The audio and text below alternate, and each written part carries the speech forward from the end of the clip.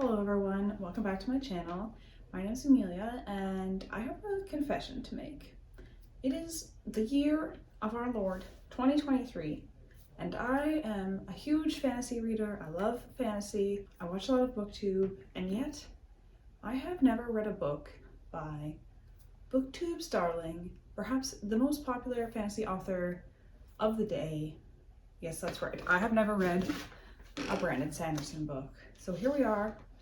And the plan today, slash this weekend, because I'm not trying to binge this, but the plan is to read my first ever Brandon Sanderson book. And this is the newest one, Tress of the Emerald Sea.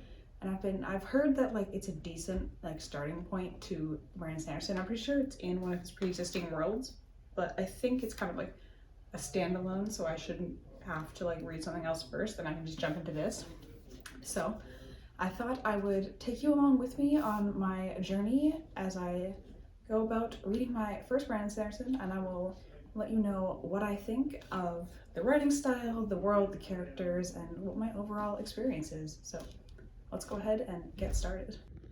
So I thought I'd first show you the edition I got because I wasn't able to get the fancy edition from Dragonsteel Publishing because, well, I was willing to pay the extra money for the book, but the shipping was an extra $30 US, and I just could not stomach that. So I just got the normal hardcover edition. And the cover, when I saw it online, wasn't really speaking to me, but actually in person, the words are quite shiny and nice, and it looks a lot less flat than it did online.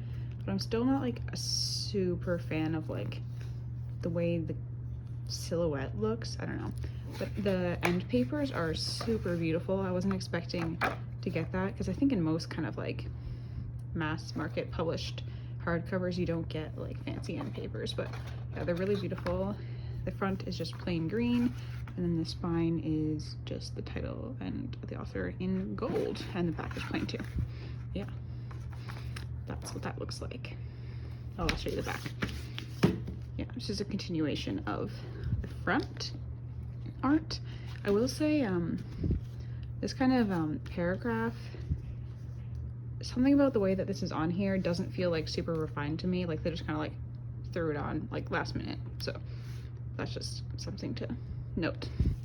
And then the back cover, or the back side, also has the embellished end pages, and we have a little rat in the cup this time.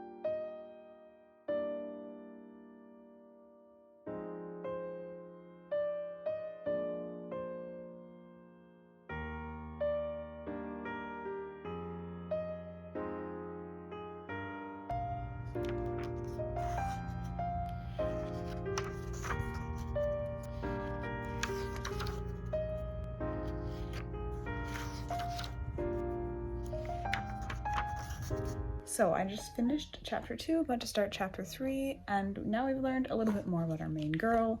They live on an island, and she likes to collect cups that she gets from the sailors who come by to get fresh water and stuff. And so far I'm still enjoying it. Not a lot has happened. Obviously it's only chapter 2 and the chapters are quite short. I'm only on page 14. So we're still kind of setting the scene and exploring the character and the islands. But yeah, I'm enjoying the writing style. It's like I said, kind of the narrator is kind of sarcastic, witty kind of thing, and that's not a thing you get all the time. It's kind of a little bit unique. I'm still trying to think of what other book it was that is kind of written in a similar style, but I don't know, I can't remember. So at least now the cup on the cover makes more sense, because we know Aurora likes to collect cups, and she's found some tin cup. But yeah, I'm probably going to read a few more chapters before I do another check-in so that I have something more interesting to say.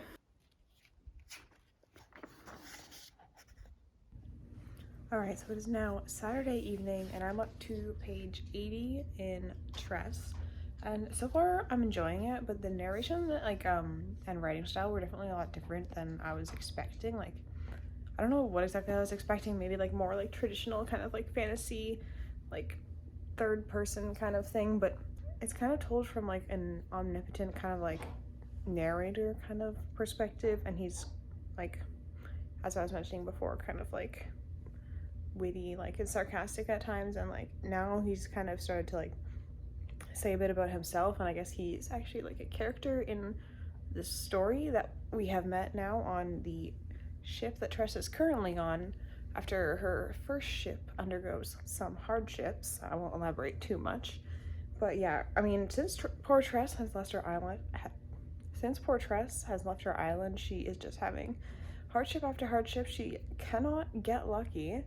So I'm excited to see where she will go next, and hopefully she will have a bit more luck in the future. But yeah, I'm enjoying like the writing style, but I'm not quite sure if I see why it's like so like mega massive popular. Like, it's good, but I'm not like crazy about it. But I have heard that Brandon Sanderson's like actual writing is not always like top tier, like super fancy like prose, but it's more about like his like stories and characters. So as I get into the story, I'm sure I'll start to appreciate his writing more. But yeah, for now I'm gonna have to read some more so that I can form more opinions.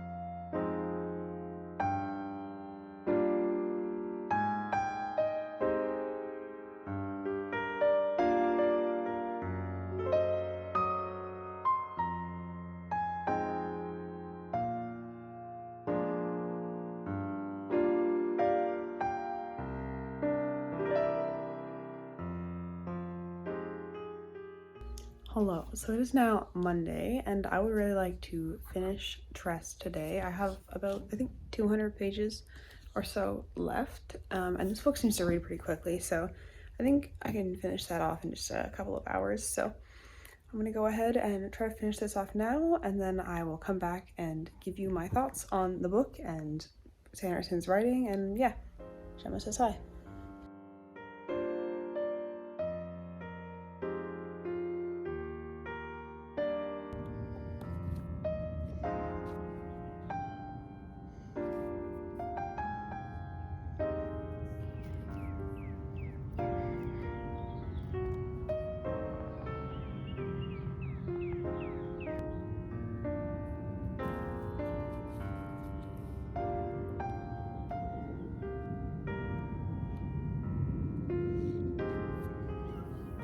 What?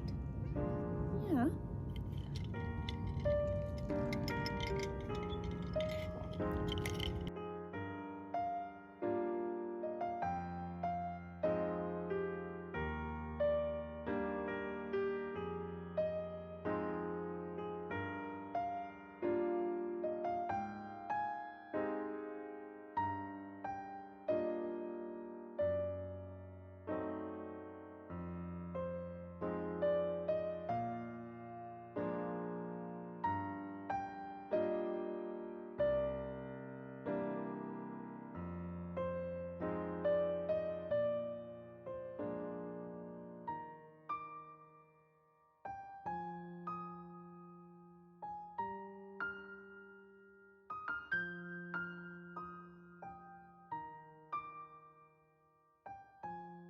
Hello everyone, so it is now Tuesday morning. I finished Tress yesterday, but I thought I would marinate on it a little bit so that I could compile my thoughts for you. So overall, I thought it was a pretty good book. I give it 4 out of 5 stars. the sort of gist of it is it's about a girl named Tress, obviously, and she lives on this island in a sea that is not made of water, it's made of spores, and these spores will like react or like activate with like a drop of water. And at the beginning of the story, her love interest gets kidnapped by the sorceress who lives in like the most deadly sea, and Tress decides that she's going to sneak off her island, which the locals are not allowed to leave, and she's going to go and rescue her man. So the story is told in kind of like a really interesting sort of perspective. I think it's called like first person omniscient narrator or something. So the narrator is actually like, he is in the story, but he's just kind of like a side character for most of it. But he's kind of like telling the story, but he knows everything. So omniscient, I think. And I thought that was pretty interesting because it's not something you see very often. And the narrator was very like quippy and like conversational. Like sometimes you would like directly address the reader. And I think that worked pretty well for this story, but I can't see it working for like a lot of like high like epic fantasy. Like this is definitely a like, it's fully like fantasy, but it's very kind of like low stakes. Like Tress's life and stuff is on the line, but like in most fantasy the stakes are like the world is gonna end, and in this one it was not quite that big. I mean, it still definitely feels like the story like matters, like you care about like Tress and like what happens, but it's a lot less low stakes. Sorry, it's a lot more low stakes than a lot of like the big intense fantasies, which it can be like a nice to have like a bit of a break from all the like we must save the world and just like focus on a smaller story. And I really enjoyed Tress as like a main character. She's not exactly like a reluctant heroine, but like she definitely wasn't planning on this for her life. She wasn't like, I'm gonna go off and have a great adventure. It was more just like, she's like, this thing has happened and nobody else is gonna do anything about it, and if nobody else is gonna do anything about it, then I guess that I have to. And it was really interesting to see her like grow and like come into herself throughout the story, kind of come out of her like shell a little bit, but like still remain true to herself.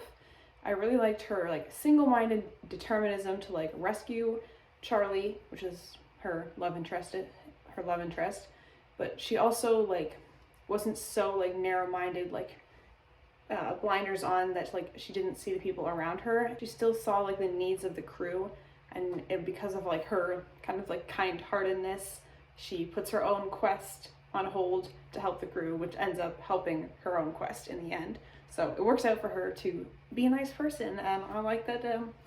I think a lot of the times in fantasy we see like all the nice person just gets like taken advantage of, so it's nice to see some nice people doing good in fantasy. I felt the side characters of like the main crew, like the officers, was a lot less developed than Tress. I mean, which makes sense, they're the side characters, but like he did try to like give each of them like a little like backstory or like reason for why they had like a specific like quirk or like fear or thing about them.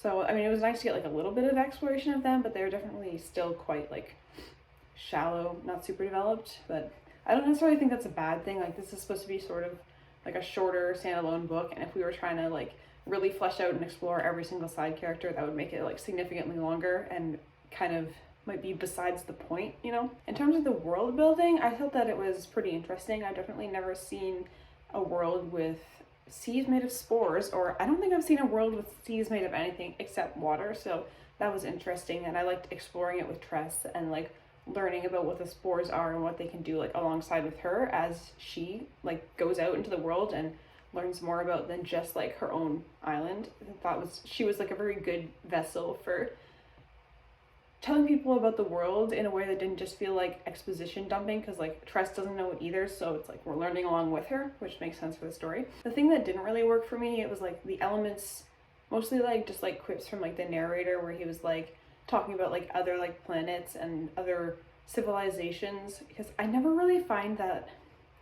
Okay, so like the whole like world, like Tress's planet is like kind of like medieval, but then we get like elements of like technology and stuff from these other like spacefaring civilizations, and it doesn't really gel well for me. I kind of feel like, I don't know, it feels weird to me to just have like a couple of bits of technology like sprinkled in there.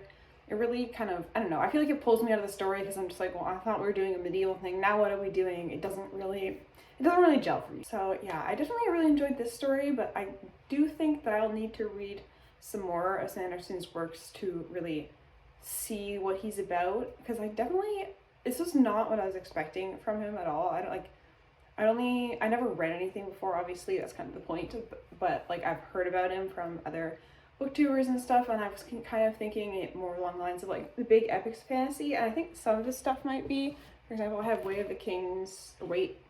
of Kings here, and it's like a thickie, so I feel like it's probably going to be quite a bit different, so we shall see. I'm probably going to put this on my TBR for next month, because I'd really like to explore more of his writing, see if it all is kind of in the same style, or if he's just like made that specific book that style because of like the content of the story.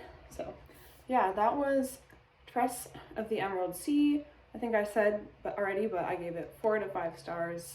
I really enjoyed it, but some of the elements of like the technology were not my favorite, and I think that the narrator would get old quickly if you were reading like a bunch of books told from this perspective. Like, I don't think that it would work in a larger fantasy scale, but for this I think it worked. The story was cute, I liked Tress, and overall a pretty good read, and I'm excited to check out more of Sanderson in the future. So yeah, thank you so much for watching, and I will see you next time.